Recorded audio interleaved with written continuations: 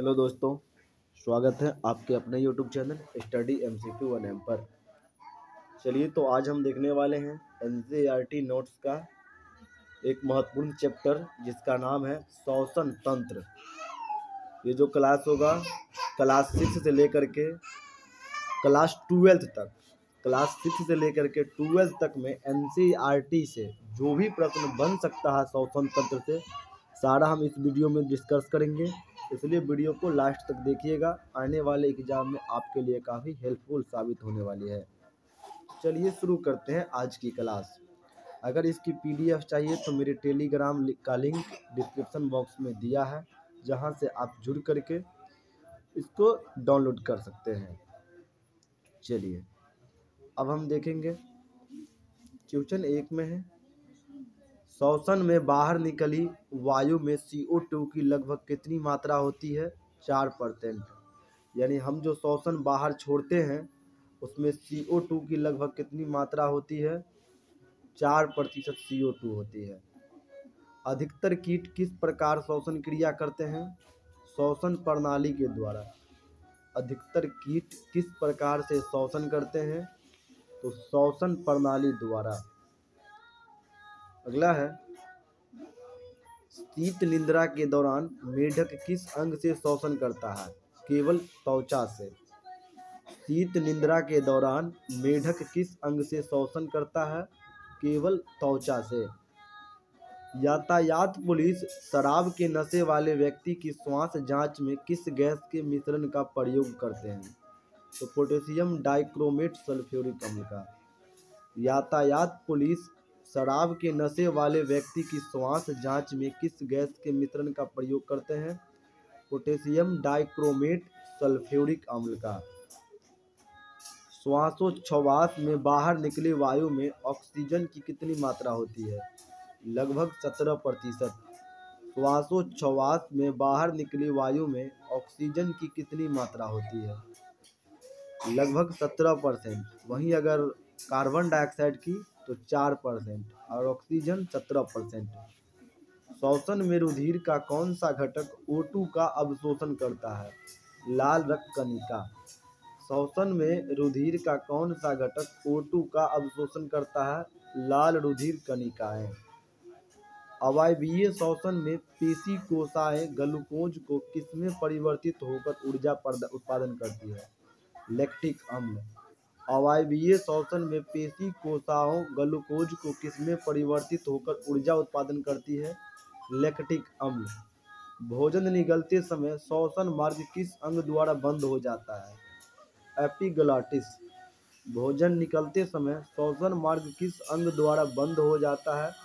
Epiglottis. फेफड़े में गैसों का आदान प्रदान किसके द्वारा होता है? रुधिर के द्वारा। फेफड़े में गैसों का आदान प्रदान किसके द्वारा होता है? रुधिर के द्वारा। क्रेब्स चक्र की क्रिया किस कोशिकांग में संपन्न होती है? माइटोकॉन्ड्रिया में। क्रेब्स चक्र की क्रिया किस कोशिकांग में संपन्न होती है? माइटोकॉन्ड्रिया में। ऑक्सीश्वसन की क्रिया कोशिका के किस भाग में संपन्न होती है? कोशिका द्रव्य एवं माइटोकॉन्ड्रिया में। ऑक्सीश्वसन की क्रिया कोशिका के किस भाग में संपन्न होती है? कोशिका द्रव्य एवं माइटोकॉन्ड्रिया में। ग्लाइकोलाइसिस की क्रिया को ऑक्सी तथा अनॉक्सी श्वसन का सामान्य चरण माना जाता है। ग्लाइकोलाइसिस क्रिया को ऑक्सी तथा अनॉक्सी श्वसन का सामान्य चरण माना जाता है। श्वसन ऊर्जा द्वारा उत्पन्न ऊर्जा का संचय किस रूप में होता है? ATP अणु में। श्वसन द्वारा उत्पन्न ऊर्जा का संचय किस रूप में होता है?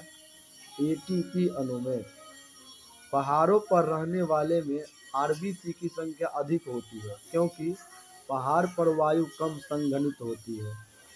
पहाड़ों पर रहने वालों में RBC की संख्या अधिक होती है क्योंकि पहाड़ पर वायु कम संघनित होती है।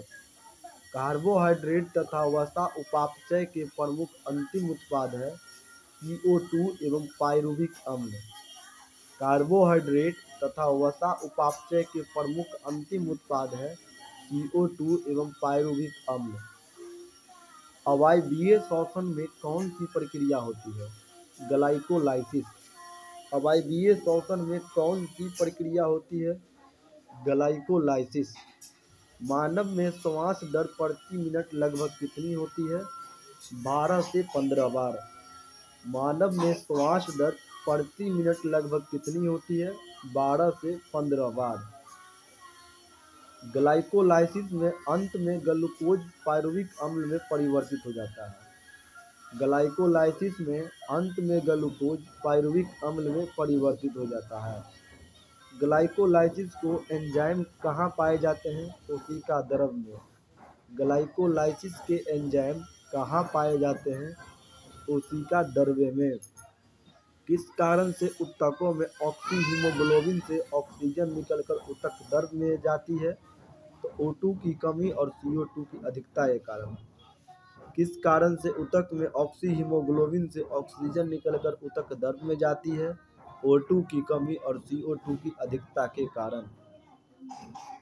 फेफड़ों की कुपिकाएं में गैसीय विनिमय किस प्रकार होती है? संक्रिय ट्रांसपोर्ट। फेफड़ों की कुपिकाओं में गैसीय विनिमय किस प्रकार की होती है? सक्रिय ट्रांसपोर्ट। मानव शरीर में श्वसन केंद्र कहाँ स्थित होता है? मेडुला ऑब्लोंगेटा तथा पोन्स में। मानव शरीर में श्वसन केंद्र कहाँ स्थित होता है? मेडुला ऑब्लोंगेटा तथा पोन्स में। फेफड़ों के ऊपर का आवरण किसका बना होता है? प्लूरल का। फेफड़ों के ऊपर का आवरण बना होता है प्लूरल का। सर्वाधिक CO2 का परिवहन किस रूप में होता है? बाइकार्बोनेट के रूप में। सर्वाधिक CO2 का परिवहन किस रूप में होता है? बाइकार्बोनेट के रूप में। करेब्स चक्र में ग्लूकोज के एक अणु से कितने ATP अणु का निर्माण होता है? 24 ATP अणु का। करेब्स चक्र में ग्लूकोज के एक अणु से कितने ATP अणु का निर्माण होता है? 24 ATP अणुओं का। ग्लाइकोलाइसिस चरण में कितने ATP अणुओं का शुद्ध लाभ होता है? 2। ग्लाइकोलाइसिस चरण में कितने ATP अणुओं का शुद्ध लाभ होता है? 2। किण्वन अर्थात अनाक्षी श्वसन का खोज सर्वप्रथम किसने की थी? लुई पास्चर ने। ये कहाँ किया था? ईस्ट में। किण्वन अर्थात अनाक्षी श्वसन की खोज सर्वप्रथम किसने की थी? तो लुई पास्चर ने की थी ईस्ट में, यानी खमीर में। फेफड़ों तक अशुद्ध रक्त किसके द्वारा पहुंचाया जाता है? फुफ्फुस धमनी द्वारा। फेफड़े तक अशुद्ध रक्त किसके द्वारा पहुंचाया जाता है? फुफ्फुस धमनी द्वारा। फेफड़े द्वारा शुद्ध किया गया रक्त बाएं अलिंद में किसके द्वारा पहुंचाया जाता है? फुफ्फुस शिरा द्वारा। फेफड़े द्वारा शुद्ध किया गया रक्त बाएं अलिंद में किसके द्वारा पहुंचाया जाता है? फुफ्फुस शिरा द्वारा। श्वसन गुणांक का मापन किस यंत्र से किया जाता है? गैनांग श्वसन मापी से। श्वसन गुणांक का मापन किस यंत्र से किया जाता है? गैनांक श्वसन मापी से। ऑक्सीजन की कमी के कारण शरीर के ऊतकों में ऑक्सीजन की कमी होना हाइपोक्सिया या अनक्सिया कहलाता है। श्वसन की कमी के कारण शरीर के ऊतकों में ऑक्सीजन की कमी होना हाइपोक्सिया या अनक्सिया कहलाता है। श्वसन की क्रिया में वायु के किस घटक की मात्रा कोई परिवर्तन नहीं होती है? नाइट्रोजन। श्वसन की क्रिया में वायु के किस घटक की मात्रा में कोई परिवर्तन नहीं होता है? नाइट्रोजन। चलिए, तो ये जो है श्वसन तंत्र यही खत्म होती है। मिलेंगे अगली वीडियो में, तब तक के लिए चैनल पे बने रहें। जय हिंद, जय भारत।